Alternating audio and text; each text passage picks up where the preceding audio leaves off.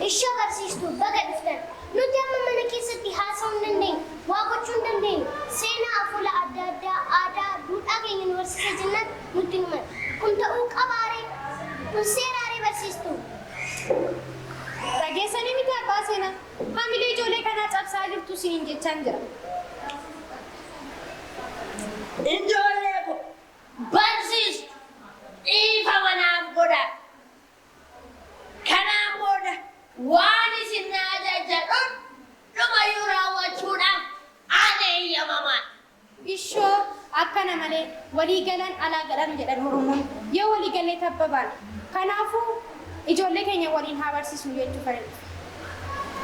Tole ka egaa barsiistu Oromoon yeroo seenaawwan garaagaraa sheekoowwan garaagaraa walitti himu.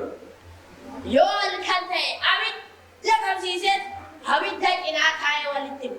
Yoo guyyaa ta'e immoo gaaddisa odaa jalatti walitti hima. Osoo akkas gaaddisa san jalatti baanee walitti himnee gaarii ta'u. Waliin haa deemu. Gaarii. Tole hojjaka hojii dalagu atis.